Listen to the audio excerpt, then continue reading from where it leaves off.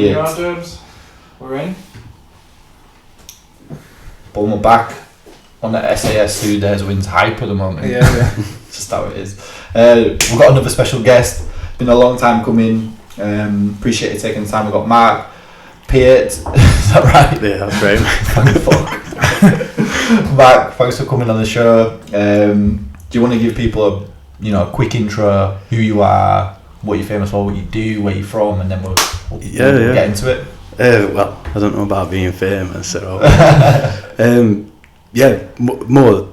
More than likely most people know me from TV show SAS Who Dares Wins. Well, I was fortunate enough to pass the condensed version of selection. So that's it. Apart from that, I'm just Yorkshire lad, firefighter. That's about it, mate. Do a bit of running, bit of weights, just bop about. Have you always been an active person? Was that from a young age? Yeah. Because you do an active job. yeah, 100%. I've always preferred being outdoors, running about, doing something. It's just how I've always been. It's just always kind of kept me out of trouble as well. Like, just kept me on the straight and narrow. And it's still the same now. Whenever I get a bit agitated, I just know I need to get outside, do something, run, or it just keeps me going. It's weird that, I'm the same. Like, anytime I've got a lot on my mind, it feels like exercise or running just helps come back and get that bliss feeling. Running 100%, mate. I've said it to everyone. Like I said, if I've got a problem, if I go for a run, it might be even 1%, but it's always going to be better. By the time I get back from that run, it'll be always better. Because it just gives you a bit of clarity, a bit of time to think, and it just puts things in perspective. When you get out running, it's just so simple that then suddenly life just becomes a bit simpler. Or that's how I see it, where I just kind of look and I think, it ain't that complicated. You just need a pair of trainers and that's it. Yeah. Do you think it's something that's deep wired into humans that we kind of need to do? Be out there, be active, be outside and be active, because it must be how we survived, really. Yeah, of course it is, mate. Like, for me personally, it cries out to me. So I know I need to be outside. So after so long, it's don't matter whether it's raining, snowing or whatever, I just need to get outdoors. And it's proven now, and it's proven that the benefits from being outdoors or from being active is proven. So it's 100% good for you, no matter what scale you do it, whether you're running to shop or walking to shop or running an ultra marathon, or don't matter what you're doing, as long as you're doing something.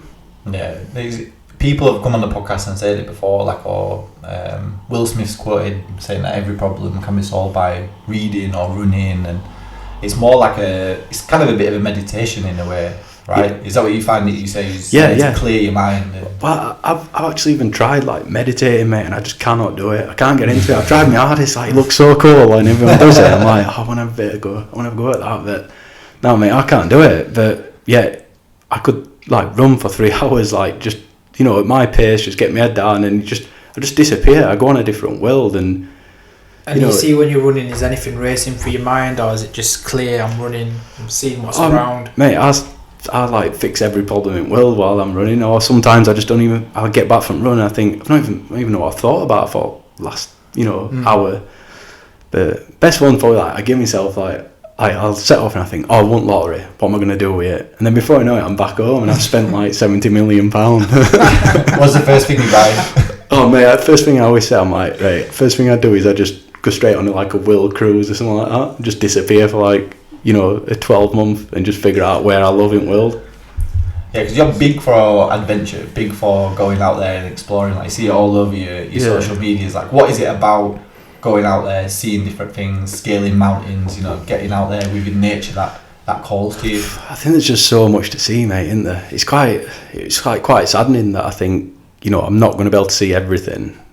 So much, even just where we live, it's beautiful. And when I'm doing stuff, I feel so bad for everyone else. No matter what I'm doing, if I get up early and go for a run, cycle, walk, I'm up and I'm thinking, there's people sat at home just watching TV, people with the kids, people, and you think, this is here, it's free. It's I needed to make a sandwich and bring a flask and that's it. It's cost nothing, and I just want to show everyone it. I just think, we could show them this, because then they'd go and do it themselves. And I think that's one of the only things I really want to put out there is just like encourage people to go outdoors, because it's like surprising how many people are actually scared. They think that they can't do things, they think they can't walk, or they can't, because they never do it. Like, yeah, so that's the only thing I really want to get out here, is just to like show people that you can do it. You know, it don't cost a fortune, you don't need to be massively fit, just, you know, you've just got to plan it, and that's it.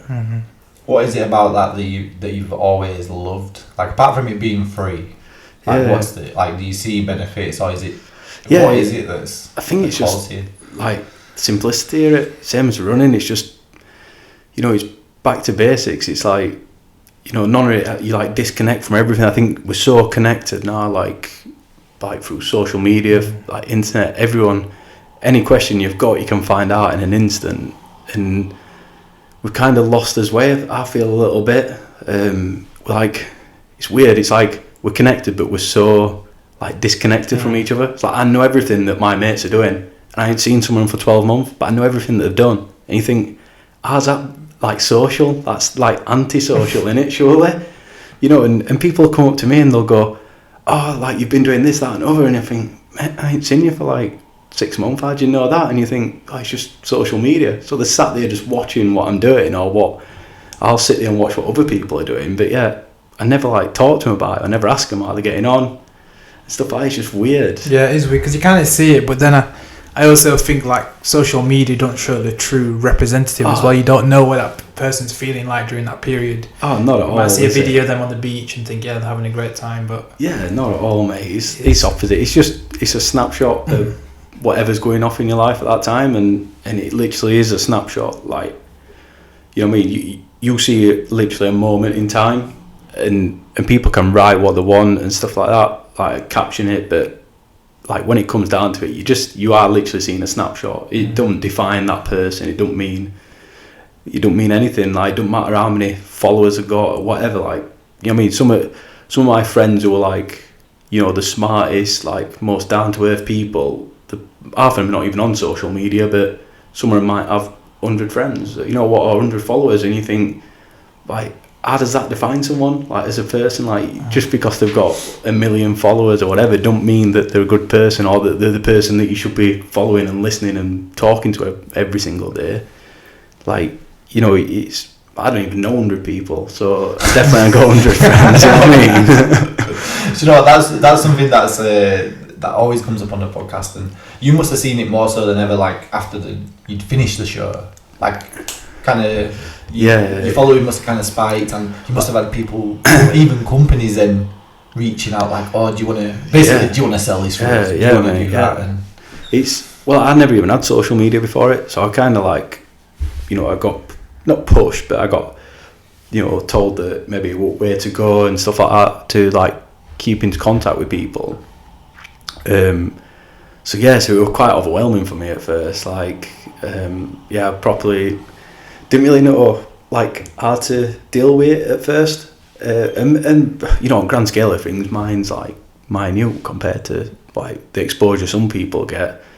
But it was never the intention for me. Like, I never went into that show to gather any kind of following, or I didn't even know the exact reason why I went on the show. You know what I mean? There wasn't a purpose as such for me. But it was like 100% I never even thought about like social media and stuff like that. You know, it never even crossed my mind. So yeah, it's strange, mate. It's so strange. It's such a strange world to be involved in now. But it has its benefits as well. You know what I mean? There's so many good things put like your guys out there on it, and you know, there's so many good things as well. I just think there's a lot of vulnerable people on social media. So I just think you've got to be really, really careful what you do and what you say and stuff like that. Yeah, I think there's a lot of vulnerable people out there. Yeah. Do you feel a responsibility that you have? Yeah. You know, some way, shape or form, like you know, what I think, I looked just before we turned them out, it's like 40 plus thousand people follow you. Yeah. So do you feel responsible for what you put out there? Yeah, 100%, mate. Yeah. Like I said, these some vulnerable people out there, and they do like look to you for a bit of direction or a bit of advice and stuff like that. And I think, I just think you've got to be careful what you do and what you say and what you put out there, and that's where we go back to what we were saying before. It is a snapshot like that is not my life. Like people look at that and think, oh, you're everywhere, you're doing all these things, you know, and then you're balancing being a firefighter at the same side, which I don't really post much about that side of it. Yeah, so it's I think you've just got to be really careful with it. And I found myself where it's like automatically I pick my phone up and I like look at it and I think, what on earth am I doing? Like, and that's when I need to get out, like just get away, you know, and just put it down, disconnect. And I did Kilimanjaro like end of last year, and there like no phone signal, nothing for like 7 or 8 days, and it was like the best thing ever. And I can remember like afterwards coming back and you like feel anxious picking your phone up, thinking, and you like, I put in about 5 messages or something, but you know, there's nothing on it, but you feel like anxious, you think, oh God, like what's going to have happened, who's going to have messaged me, and you think, what on earth are we feeling like that for over a stupid phone, you know what I mean? And like I say, I think some of the people who've cracked it are these ones that are just not involved in any of it, you know, they're the ones that know what they're doing. It's crazy that, yeah, the devices, like even if you leave the house without it, you start tapping your pockets, you're like, oh, I need to go back. It's Yeah, do you know what, I've seen it on someone's, I can't remember where I heard it or read it or whatever, but someone said like if phones were like cigarettes, they'd have been banned. Yeah. Now, because everyone's fucking addicted.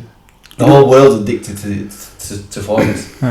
And it's kind of mad, like there's no like policing of it. There's no regulations, or is there? Whereas like, if you look back to like when alcohol first came out, and then suddenly everyone went mental into like just getting like leathered every day. So then they suddenly went, right, we're banning it. Like nobody's drinking alcohol until we can put like regulations in place to like govern it properly.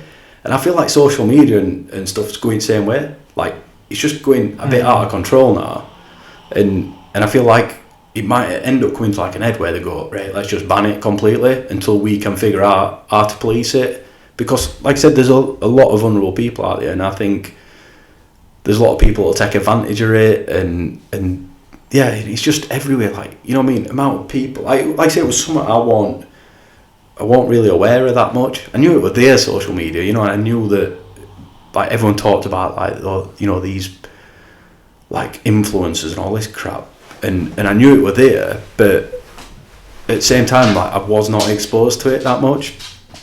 So, like, to see it now, like, firsthand, it's just so weird that you've got, like, you know, these people that are essentially, like, famous for, like, and you wouldn't know, nobody would know who they were. It's just that they're famous for just living a life or whatever, or living this, like, Instagram life.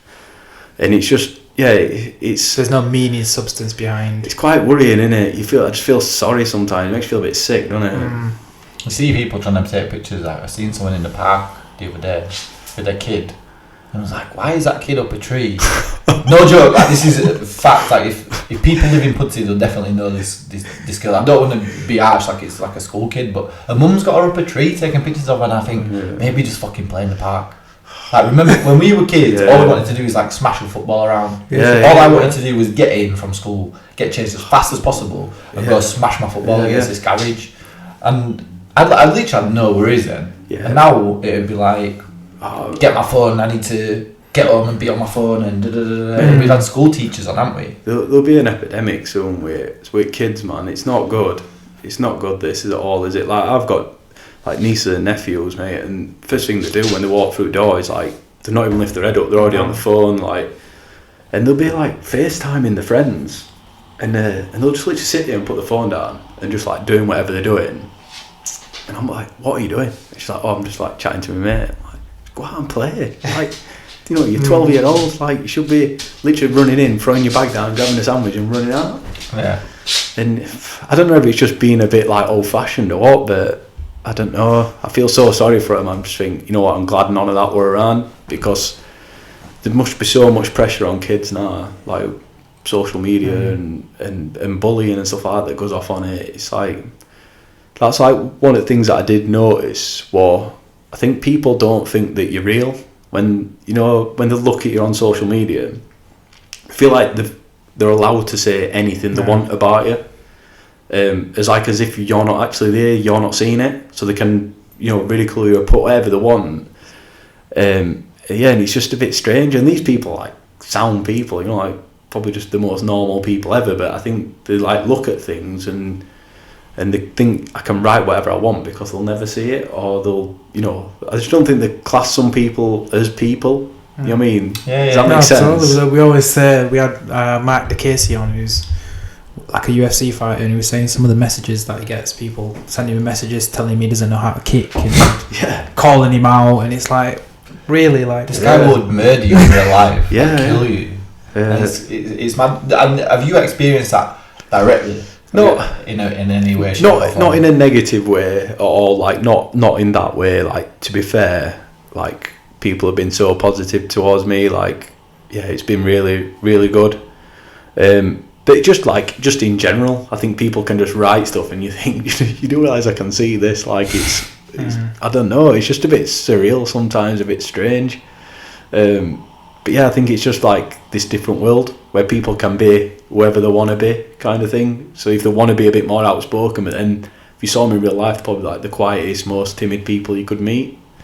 And that's the side of it, what I think it scares you with, like, the younger people, that you think, you know, that people can do and say whatever they want on social media and then walk away, and then the other person's got to deal with it, you know what I mean, and you don't know what's going off in their life. Yeah, it's both ways, I guess, because you can't see the effect of your words on someone. Like, for me to sit here now and be like, oh, Mark, like, you're a dickhead. Yeah. At least if it upsets you, I'd notice and think, maybe I shouldn't call people a dickhead. Yeah. But you can't see that through a screen, like, oh, your trainers are shit. And that's it, like, turn my phone off, that's done, go about my day, and then some poor kid's like, I've just got these new fucking trainers. Yeah, yeah. And now I don't want to wear them anymore because, you know, fucking Timmy said I'm a prick. Yeah, it's just something as simple as that, innit? Like, that's how easy it is to upset someone. Like, you've no idea, have you? You know, you like you said, just mentioning something like that, like, oh, your trainers look rubbish or something like that, like, to one person, to you that might mean nothing. Like, if someone said it to you, you might be like, whatever, mate, I don't care. Like, but then to someone else, it could be the world. They could have been like walking out of the house that day, and it's all they thought about is these trainers, and then suddenly you've told them that they're rubbish. And yeah, it's like, it's so scary, innit? Like, and you don't want, like, this world where everyone walks around on, like, eggshells, don't say anything to anyone. But yeah, I just definitely think the social media side of things is, like, I don't know, it probably needs policing a little bit better, or I just think there's something going to come with it. I think, like, there's going to be some kind of epidemic with it, because it's just not healthy at the minute. Yeah, it's strange, isn't it? Because if you look at that, inside that social media world, people are saying what they want, then you kind of step out into the real world of people talking out there, and they're saying, oh, they're not politically correct in what they're saying, and they're using the wrong words, and it's like Instagram or social media is saying one thing and the real life's completely different to what you can kind of say and do. So I don't know, I think it is causing a lot of insecurities for people, and it's also creating a lot of opportunities as well for, even to do this podcast. So it's, like you said, it's double-edged sword. It is such a useful tool, isn't it? It's like, you know, it's like, it's the biggest platform, innit? Like, above everything. Yeah. Like, social media is the biggest platform to get any kind of message out there. So, you know, it's got its benefits, 100%. Just need some policing. Yeah. So firefighter. When I was a kid, I wanted to be a firefighter, and I'm really fucking scared of heights, so I didn't do it. Right? And maybe I would have got in or whatever. But what made you want to be a firefighter? Oh, mate, I'm quite, like, sad with it. Like, it's literally all I ever wanted to do. From being a kid, like, that's literally all I wanted to do, would be in fire service. And I feel, like, so lucky that I get to do it. Like, honestly, I do. You know, it took me quite a while, like, you know, I had to join military, and I kind of went that way because there'd been, like, quite a big recruitment hole everywhere in country. But yeah, I love it, mate. I'm one of them sad people that, like, enjoys going to work, you know what I mean? I do. I don't, like, cartwheel out of bed every day. I mean, there's days where I think, God, I could do without this, but, you know, it's just, mate, it's the best job in the world, like, honestly.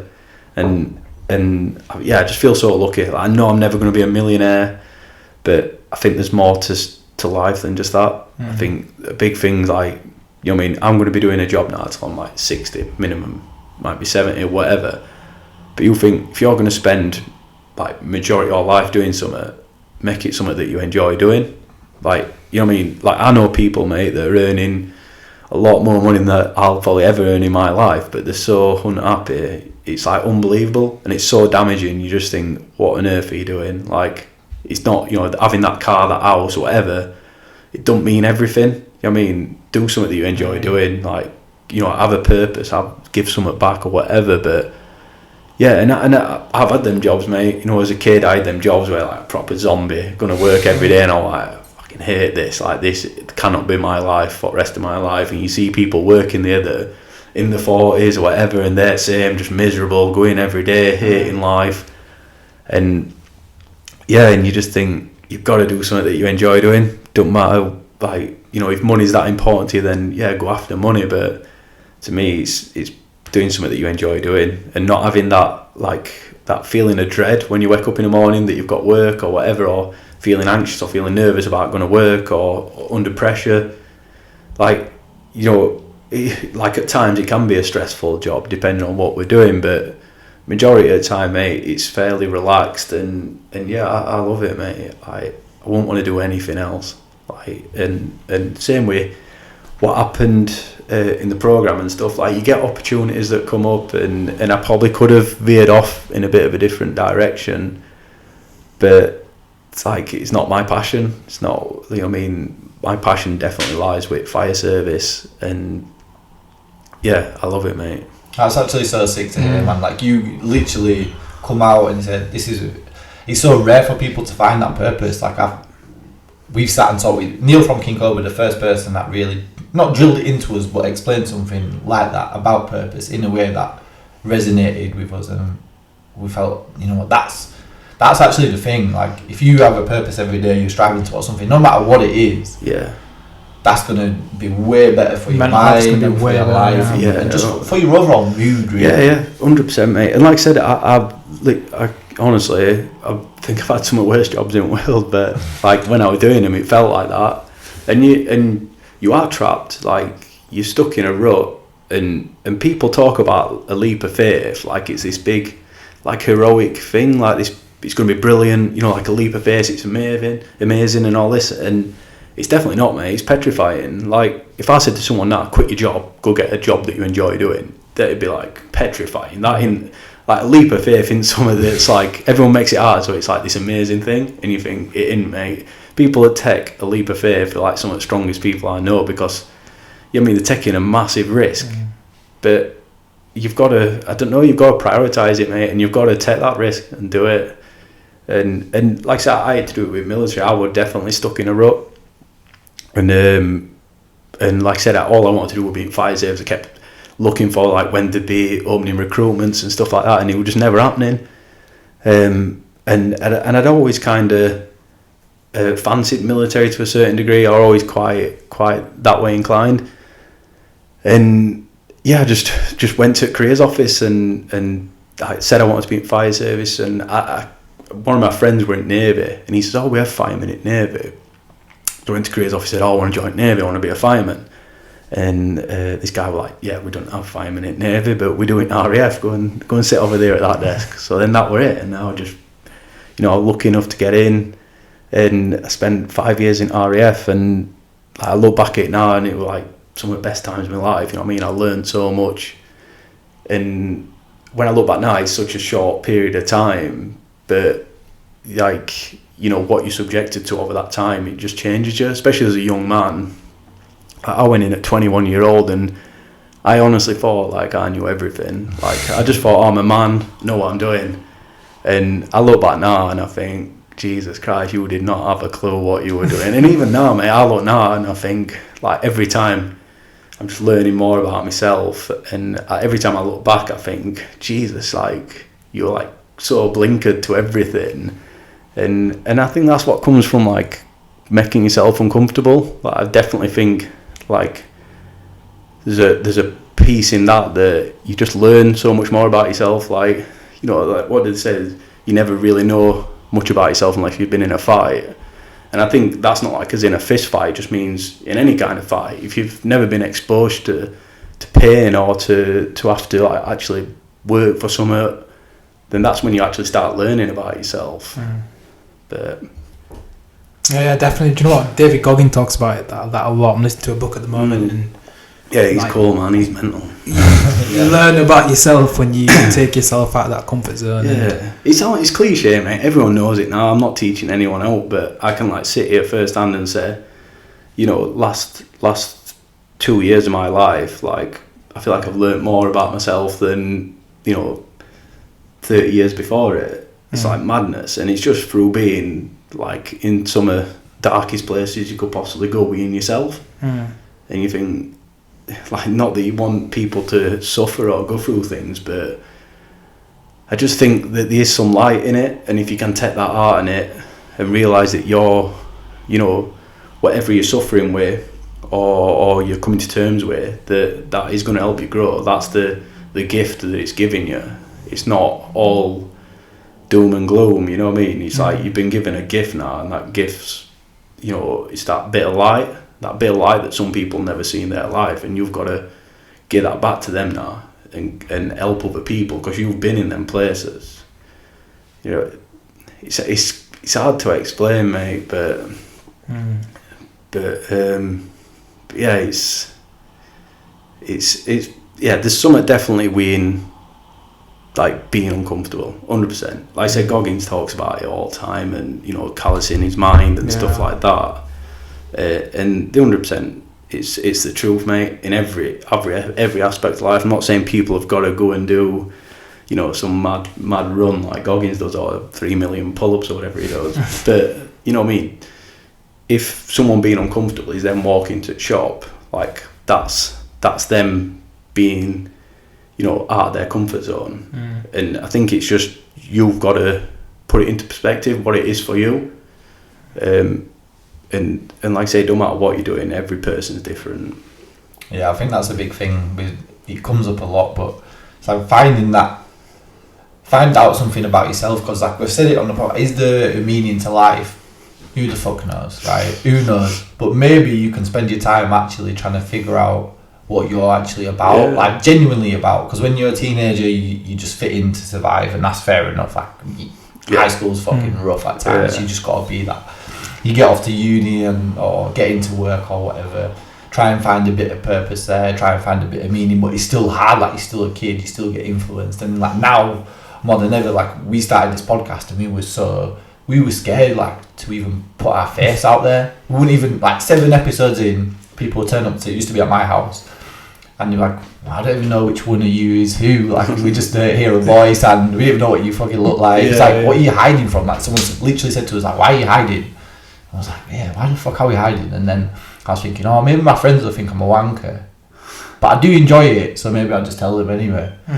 And then like you put it out there, and it's not that bad. I'm not saying it's the biggest thing in the world, but if it's for you, it is. Do you know what I mean? Like, don't look at someone else's like Everest as that you have to go do that. Your Everest might be, or maybe I'll just stop going out a bit and save up and buy a car that I was like, I wanted to buy a car because I passed my driving license. Like, it just find something in yourself. Like, fuck all the other stuff, like the social media. Like, oh, you need a Rolex. Exactly. Oh, you need a Range Rover. Like, Rick turned up in the sickest fucking car ever. But for me, it wasn't like, oh, I'm jealous, I want that car. I'm just like, oh, do you know what, fair play, mate. It's not going to make him happy, mate. No, like, exactly. You know what I mean? It's each to their own, isn't it? Yeah, of course it is. Your own life. And I think you've got to find what it is, what's your passion, like what you love, whether it's knitting or whatever it is, mate. Do it, because like, if you like drawing, go draw. Like, do it every day. Like, why wouldn't you? Why wouldn't you do something like that you enjoy every day? Like, that's why I run. That's why I get outdoors, because I love it. And it's like, if I don't do things that I love, then what's the point in everything? You know what I mean? And people are doing stuff every single day, and they don't actually care about it. They don't, you know, like I said, having that car or that watch or whatever. If that's what you're into, mate, that's what you're into. But at the same time, I think it's nobody's passion. Like, because who likes things? Like, at the end of the day, it's like, don't make no difference. Like, exposure to things and experiences are so much bigger and stay with you. You know what I mean? In 50 years, you won't sit here and remember that time you had a nice watch, but you'll remember that time when you saw that nice sunrise, or that you went on that big walk, or that nice run, or that time you went out in rain. It's like, that's what you'll remember. And that's the things that will mean something to you. It'll be important to you. Like I said, stuff like that don't mean anything. Yeah.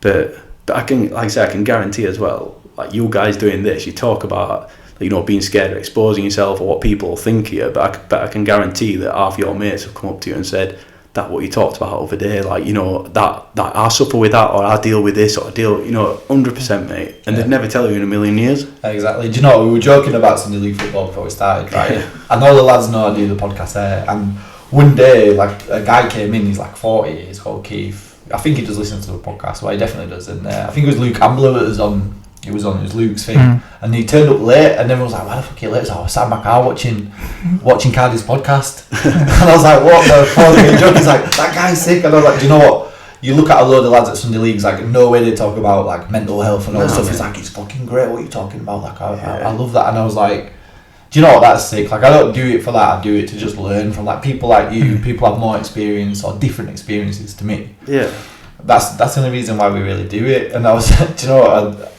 My mind works in funny ways, and when you were talking just then, I was thinking, fuck me, yeah, how shit would this podcast be if people just come on and told us about all the stuff they bought? Like, it'd be so long. Like, oh, what did you do? How do we do that? But I've got this watch, like, I've got to fill an hour in it. It'd be so boring. It'd be the worst podcast on earth. Yeah, but that is important to some people. For some reason it is. And, mate, we all like nice things, we do. Like, everyone wants a nicer house or a nice car or whatever, but it's not worth wasting all every bit of energy you've got to try and get them things, because ultimately at the end of it, you see it with like Robin Williams and all them people. It's like, there's people out there that have lived, a million lives better than we'll ever live, and they're still not happy, so it proves to you that will not make you happy. It won't, 100%. Do you know, from that need, that's even speaking from my own experience, like underneath that wanting a car, wanting the watch, or whatever it is, it's people craving a need for attention or to be liked, to be spoken to, just a nice word, but then people think I need to get this stuff for people to feel like that towards me. It's just society we live in as well, isn't it? There's so much pressure now, especially I think coming from up north and from these smaller villages where, if by 30-year-old you're not married, got your own house, got your job that you should have, got a kid, whatever, then you're not doing well at life, kind of thing, or you're a bit weird or whatever. If you're 30-year-old and you're single, it's like, so weird, do you not want to settle down? But if you went into the city, if you went into London, and if you met someone that's 30-year-old that's got their own house, married, got a kid, whatever, in job that they love doing, I'd be surprised, mate, if you could find someone, you know what I mean? And it's just because up here, society is telling us we need to have all these things in place if we want to be happy. So from the minute you leave school, it's that's your objective, innit, is to do all these things. And and I just think you've got to sometimes try and think outside of it. One of my mates moved to Australia, and he's 33-year-old, single, he's a bricklayer, but he's enjoying himself, mate. He loves life, and he would want it, lads, honestly. He went pub Thursday, Friday, Saturday, Sunday. I can when he went away, and I thought, this guy's he'll be back in 2 weeks. You know what I mean? He'll just want cracking in pub with lads. And he's been there 8 years now. Absolutely loves it, mate. And I ring him up, and sometimes I'm like, oh, you got a bird or whatever? And he's like, no, I'm cool, mate. I'm happy. I just got my business, and and I like to go out on a Saturday night. And I think, what's up with him? And he'll be like, mate, you don't know, it's not like Rotherham out here. He says, there's people, he says, I go out and there'll be someone at 19-year-old and someone at 45-year-old, and he says they're just people from so many different walks of life that we get this proper village mentality. I had it 100%. I had it where I need to have all these things in place as quick as I can. The quicker I do it, the better I'm doing at life. And then I don't know, same again, exposure and putting yourself out there a bit more, and suddenly you realise, you think, well, that's not the most important things in life, you know what I mean? Or it don't mean if I ain't got them things that it's either never going to happen or that it's not meant to happen or whatever. But it's how many people do you see that they'll get the job that they want at 45-year-old, 50-year-old, 60-year-old, and then someone gets it at 19-year-old, you know what I mean? And it don't mean who's right or wrong. That's when they were meant to get it. That's when they were meant to have that job or not have that job, or they were supposed to learn so much more before they had that job to make them appreciate it more or whatever. But there's a reason behind everything. Yeah, you can't get stuck in the process. Do you believe in fate? I used to, more than probably what I do now. I used to like quite a firm believer in like everything happens for a reason, and you know that if something bad happens, that then there's lessons you should learn from it, and then you should go on. But it's just hard sometimes to understand why some things happen, you know. But yeah, I believe that there's lessons to learn from most things that happen to you, whether it's good or bad. Yeah. So from that, I guess you understand that more so that patience is important. So like you won't deal with something in a minute. Yeah. But you might deal with it in a year or 2 years or never. maybe never, Yeah, but maybe that's never. okay as well. Yeah, mate. That's something like I have to like remind myself of that quite a lot, especially like I think having like bad days, and I think everyone's like so eager to say you can't be sad, you can't be don't do this. Like, you know, it's like I think sometimes you just got to be sad. Like sometimes I just don't get out of bed, just stay in bed. Like just for a day, I just think, you know what, I'm going to be sad today. Like it's got to happen. It's there. It's in me. I can feel it. It's like it's just an energy that's in me, and it's just, you know, it's so deeply rooted. And I think I know I can get out. I can go do things, and it'll make you feel a little bit better. But that's still there, and I think sometimes you just got to let it out. If you want to cry, cry. Like, you know what I mean? If you want to stay in bed, stay in bed. But just don't stay there forever, you know what I mean? Just have a day, give yourself a day off, do it. If that's what you want to do, you know what I mean? Sometimes I think you've just got to feel sad. Like I'm you know, I'm the worst one for it. It's like, I think the main thing about keeping busy is you don't allow yourself to feel a lot of things. Like it definitely hides a lot of things. So, like, and I've always been saying, like, I've always kept myself so busy, because if you're busy, then you can't be sad, you can't have all these feelings. But then ultimately it catches up to you, and it's like, you know, it'll come, and it's like overwhelming. And I think they're the days where you've got to give yourself a day off and go, right, stay in bed. Today's one of them days. So yeah, it's I think, but then it goes back to what we said before. Everyone's different, mate, and what works for me won't work for everyone else, and you know, and vice versa. Like people have told me a million things what'll make it better, or what they think will make it better. Like when I initially lost my wife, I went to doctor, and I reckon before I'd even sat down, they offered me 6 months of antidepressants and 6 months of sleeping tablets, and I thought, Jesus, like, you don't even know me, and that's what you've offered me. And I'm not saying that don't work for some people or whatever. Like, I'm just saying personally for me, like, I know the type of person I am, and I couldn't bear the thought having to numb pains or mask it. I just feel like this is something I've got to feel. If I want to grow from it, then I've got to feel it. I've got to be exposed to it. If I numb it, then 5 years from now, it's going to feel a lot worse, you know. So yeah, definitely for me, it's sometimes I think it's just realising when you're hurting or when things are bad, and giving yourself a day off, and just, you know, and just admitting to yourself that you know that it's a bad day, that you are sad or whatever, and just, you know, it's going to hurt. It's, you know, if you've got to do what you've got to do then to get out of that hole. But yeah, for me, like I said, I know medication 100% works for some people, but yeah, for me, we're always more along lines of, you know, and I didn't want to become dependent on things. Like, you know, I really struggled sleeping. Like, I just couldn't switch my mind off. It's like, you know, if something's going to make you feel 1% better, you literally want it. Like, that is literally all. If someone's sitting in front of you and going, take these, it will make you feel a little bit better.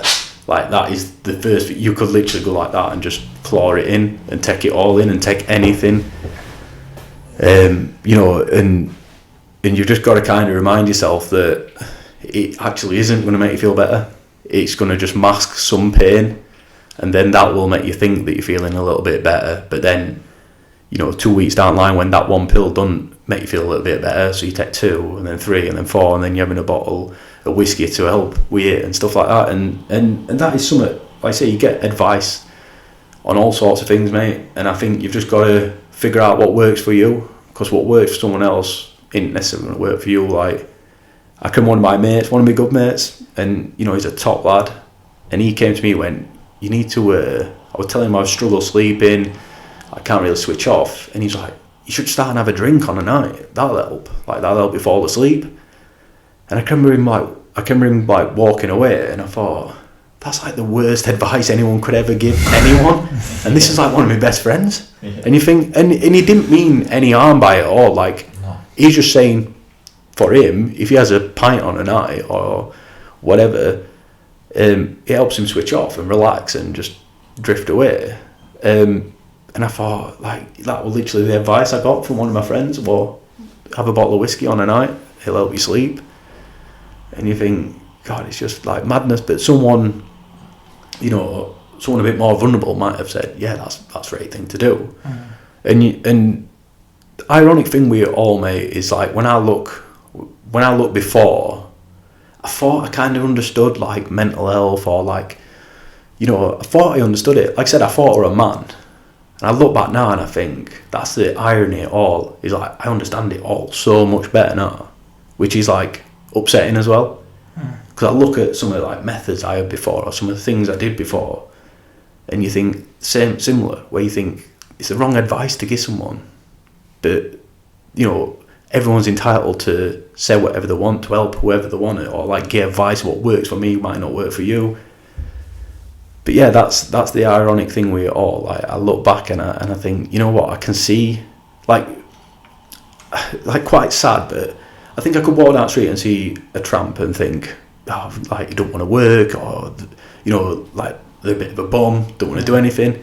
I look at them now and I think, mate, what have you overcome, like that you're still laid there? Like, you know what I mean? What addictions and demons and everything have you got that you've been trying to hide whatever it is that's going off in you that's led you to this place? And that's how I look at it now. I think, you know what, because I can feel it, where I know I could go out and have 10 pints every night and I'd feel a little bit better, but it just sent me on like a spiral to a world that you don't want to be in. And it's not that like I avoid drink or like that now, but I think I'm just more aware that there's certain things that come from drinking that that mask pains make you feel a little bit better for a little bit of time, but you know how dangerous that can be. And I think that way, like I said, that initial day when I walked in and like I said, I was offered sleeping tablets and antidepressants and all these things, and like I said, it took literally, I think, every ounce of like my strength to turn around and say, no, I don't want them. Like, and I think the doctor was like just as shocked, that I won't actually want him, because I think the thing is now, I think it's so easy for people to go out there and go, been at work, I'm feeling a bit, not feeling brilliant, and it's like, right, there you go. Next, and it does feel a bit like that, like you're on a conveyor belt, like being pushed through. It's like, right, we don't understand like what's going off completely, but we can gear something to kind of mask it a little bit. And I just think, yeah, that's why stuff like this is so good, because it's real. You know what I mean? And like I said, I've talked to some people that like probably know everything to do with mental health, and like I said, I don't sit here for 1 minute and try to say that I even know an ounce about it. But I know what I'm going through, and I know what I do to deal with my things. And I just don't think there's enough access to people for like real stuff like this. Like this will help people so much more, like listening to you guys, just real chat, talk about real things. Than sit in front of someone that can tell them, they can tell them a million reasons what this book tells them, why they feel like they feel, or what they should be doing. But ultimately, it don't make any difference. People, like I know for me, I get more from talking to people that have gone through similar things of what I've gone through, 100% I do, than sit to someone who's a professional and can tell me 10,000 reasons why I feel like I feel. You know what I mean? Like, that's, like anyone can say that. Like, I know why I feel like I feel. Yeah. That's, do you know what, it's kind of crazy. I've never been to a doctor and been in that position, but I think like the way you describe it, it makes perfect sense to think, well, you know, you're just getting pigeonholed into, right, you come in, oh, this sounds like this from this book, and put you there. But you've lived, like, I don't know how old you are when you went there, say 30, say 28, whatever. You've lived for 28 years, so you have 28 years of experiences. Next guy, 28 years of experience, is totally different. Yeah. You both tick 3 boxes in this guy's book, and they say, here's some meds and some sleeping tablets. Yeah. It's like fitting a square peg in a round hole. Yeah. And for that other guy, that might work perfect. Like, exactly. Them having a good night's sleep might go right back, and like they're on it now, like they know what they're doing. But everyone's different, mate. Everyone's wired up totally different. How do you go about finding out more about yourself? I think it's what we're saying, mate, is like challenging myself. Like, especially with the show, like there's so many things I did while I was there. Not that I didn't believe I couldn't do them, but you actually got to do it. You know what I mean? You put yourself like in a place where you're so uncomfortable, and then suddenly, you know, you do one activity, and you'd be absolutely like hanging out, you know, like to the point where I steamed into everything was my cup final, and I just went in, and it was a bit stupid really, but I just thought, you know what, whatever I'm doing, I'm giving it everything I've got. And I come out at the end of one thing, and I'd be like, literally, like, I thought I've blown a gasket here, like I'm done, I'm spent. And then you get pushed straight into another thing, and suddenly you do it, and you think, have I just done that? Then you do another thing. And then that's when you like realise after, you think, you know what, like, I'd have stopped, like if I were at home, I'd have stopped at that, like that'd have been enough for me. And then you think, but yeah, I did all these other things on top of it. And like I said, I think it's that exposure that, like, putting yourself out there, like, and doing things that not that you necessarily don't know you can do or you can't do, but actually experiencing it and doing it, making yourself uncomfortable. Like I say, I've done it before where I've gone out on a run and I thought, right, I'm going to do a 10-mile run today. And I've like literally not been bothered at all. And I just thought, you know what, I cannot be arsed with this today. I've set off, it's like, oh, this is horrendous. And I've got to ender it. And I've just gone and done another 10 mile. And I thought, you know what, like there's something to learn from this. Like I'm moaning about doing 10 miles. And then I'll go and do another 10 miles. I've done 20 miles and it's been horrific. Like, I've hated every bit of it. But then after, when I sit down, I think, I was ready to quit after like 1 mile. And I did another 19 mile after that. So like, it shows you how much stronger your mind is. Like, you know, that you're ready to quit so much earlier. And even on top of that, mate, if someone had a gun to my head, I'd probably done another 20 mile on top of it. You know what I mean? And you think, we restrict ourselves so much, but unless you actually push yourself a bit outside that comfort zone and make yourself do things that you don't particularly want to do, or if you're not really feeling up to it, that's when you actually grow. That little bit, honestly, for me, that's when I grow 100%. I come back and, like I said, I come back from Chile and I felt like I knew a million things about myself. I'd only been gone for 11 days, 12 days. And you think, I've had years and years of experience or whatever. But yeah, 11 days, I learned so much about myself. And it was just because, for the entire thing, everything were out of my control.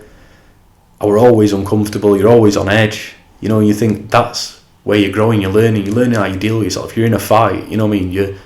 You're learning. If someone punches you in the face, you've no idea how you're going to react. Like, everyone sits there in the pub and goes, oh, if he punch me in the face, I'll punch him back, then I kick him, then I do it. And you're like, alright, man, like, if I punch you in the face and your ass would fall out, you know what I mean? And you literally, mate, like I say, you've got no idea how you react to things, so you've got to expose yourself to things. You know what I mean? Like I said, we can all sit here and say what we would do and we wouldn't do, and like, we're all professionals at everything when we're sat on a sofa watching it. But when you're actually doing things, that's when you realise what you're actually made of. Like, are you going to fight or are you going to flee? How important is it? Going on to that, is you had that conversation with yourself on mile 1 on a run that don't even matter, right? If you walk out, like you say, off a list, no one's gonna know. No one cares. Exactly, no one cares. And that's kind of the point that comes up on the podcast a lot, is you need to do stuff for you. Like, it sounds so selfish, but stuff like that, that's only for you. Like, finishing that run is only for you. If you go off and tell your mates, like, oh, I went on a 10-mile run and I nearly didn't do it, they'd be like, right. so why are you telling me? Yeah. So you got to go out and do stuff that makes you, you know, have those little awkward. I remember I got on the treadmill the other day, right? It's a shit story. It'd be one of those like, why do I care? I got on the treadmill and my earphones were electric, like fuck Apple, because it was like electrocuting my neck. They must be old as shit, right? And I was like, fuck, I've set this to 60 minutes and now I've got to take my headphones out, and I'm like, and then I had this conversation like, should I just bin this off? Or do I stick it out, the most boring? But I was having a conversation with myself, whatever, but I was like, do you know what, I got off that treadmill, I was like, do you know what, James, fucking fair play, because you really could have fucked that off because it's so boring. 100%. It's funny, innit, but it's kind of true. Like. That's Goggins as well, innit? Goggins never trains with music, and he's like adamant that he's like, when you're in like that darkest place, like music doesn't make any difference. So if he trains constantly without any music, then he's already stronger than everyone else. Like I said, that guy's nails, mate, honestly. But like, it's a bit sadistic, like what he does. I'm not saying to everyone like, you know, go and make yourself like the most uncomfortable you could ever be. But like I said, put it into perspective. Like what is it, that thing that you want to do but you're not doing it, and why aren't you doing it? Yeah, do you know what? I had a quote the other day, and it was a lot of people's problems are around the fact that they just can't sit on their own and be on their own and be with their own thoughts. Like they have to be like constantly distracted and doing something or being scrolling through the phone.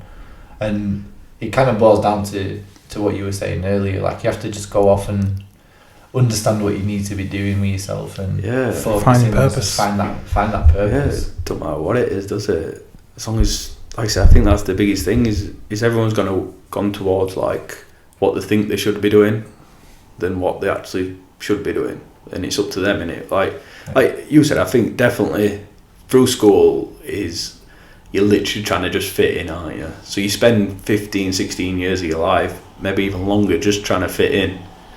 You know, and then like for me, I think it was getting like maybe 27, 28, and then I just stopped caring as much. Like it's weird, it was like literally it was like a switch. So I went from like constantly you're always thinking about what you should be doing, shouldn't be doing, or what you should have and shouldn't have. Then I got to like 27, 28, and I was just suddenly like I've still got all them things, but there's a bit of a switch that just suddenly goes, not actually that bothered what they think about me anymore. You know, if they think I'm a tit, then whatever, probably am. But you know, and that'd definitely be some advice I'd say to like younger people or whatever. But you know, things do change as you get older. Like 100%, it becomes a bit clearer, and I think that gives you time then to realise what you actually like doing. But yeah, everyone enjoys something. It don't matter who you are, don't matter what it is, whether it's like I said, whether it is sat watching TV, watching films, listening to music. Everyone enjoys doing something, and I think you've just got to find it and then find a better way to enjoy it. Absolutely, that's it. I heard it in a book super recently, and it was saying about Winston Churchill took up bricklaying to switch off. And I was like, this guy is like one of the most famous prime ministers of all time, led us like through a world war basically. And he was laying fucking bricks just to switch off. I was like, do what you want to do, and that's just meditation, isn't it? Exactly. That's exactly what we were saying before. Like I said, mate, we all think like meditation is like us sat there like getting your zen on or whatever, but it ain't, mate, at all. Like I think it's finding something that you can do mindlessly. Or that helps you like just relax, it takes you down like a notch. And I think it don't matter what it is, like whether it's playing football on a Sunday or whatever. It's you know, I think we like label meditation now that it's like sitting in a yoga class with someone with symbols or whatever and incense, and I definitely don't think it is that. Like I say, I know for me 100% being outside doing something like I said, running, probably more endurance stuff, that is meditative for me, 100%. Like I said, there's times I come in and I've spent an hour and I think, I don't even know what I thought about. And you think, that's a good thing. That's a good thing. You've just switched off. Like you've literally just switched it off for an hour.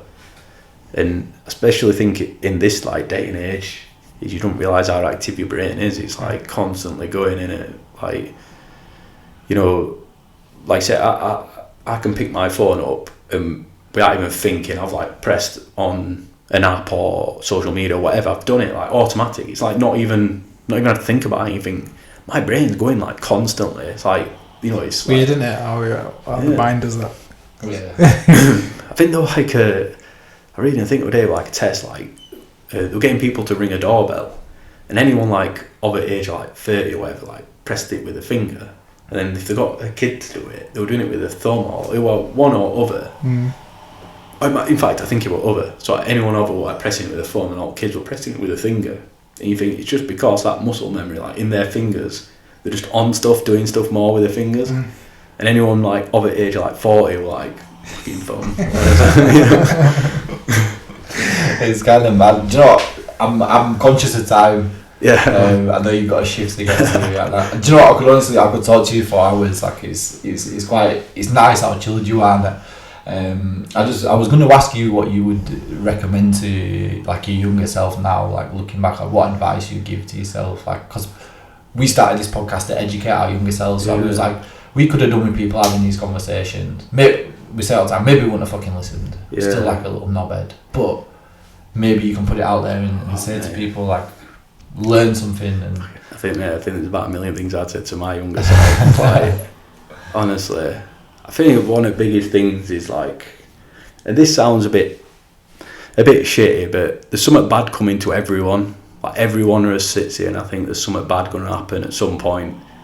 And I don't think we gear ourselves up to deal with it. I think we like ignore it, and nobody wants to think about anything bad that's ever going to happen to them. And I 100% did it. I walk around thinking everything's brilliant, like life's brilliant, it's always going to be brilliant. And then when something bad happens, you've got to figure out then how to deal with it. But yeah, 100% something bad is going to happen to every single person on this planet at some point. So they're going to get some bad news, like it's inevitable. And I think just gear yourself up, like figure out ways and methods that are going to help you deal with it when it does come, and you know, and just make you a bit more stronger minded. But yeah, and it just be like I said, I've not that I ever thought I was a finished product or all like that, but I definitely walked around thinking I'm quite a rounded person. I think I know what my purpose is in life. And then 5-10 years later I look back and think, mate, you didn't have a clue. And then 5-10 years later again I look back and I go, mate, you didn't have a clue. Like, and I know I'm going to do that for the rest of my life. I know 10 years from now I'll sit here and I'll listen to this podcast, you know, and I'll probably have to pay about 20 quid because you'll be big and famous. 20 quid. and I'll listen to this and I'll think, Jesus, like that kid didn't have a clue what you were talking about. And then 10 years from then I'll look back. So I just think it's being open to know that you're not the finished article. Like you don't know everything. You don't, you know, you might be clever as person in the world, but you don't know anything. You know, you're going to learn it and it's a journey, you know. And yeah, I just think, just remember that you're always learning. That's a big message. It is. Big. That's sick, man. If people want to find you, they want to check you out, find out what you're doing, they want to go on your social media, where can they head to for that? Yeah, well, like I said, I'm only on Instagram, so yeah, if they want to find me, I'm on there. But yeah, apart from that, mate, be through your guys. Yep. Well, we'll post a link to your Instagram on the podcast, and really appreciate you coming in, sharing that message with us, and I really enjoyed it anyway, and definitely up for a part 2 for this as well. I'm feeling a part 2 for sure. Thanks, man. Cheers, Thanks, Mark. Appreciate it. Again.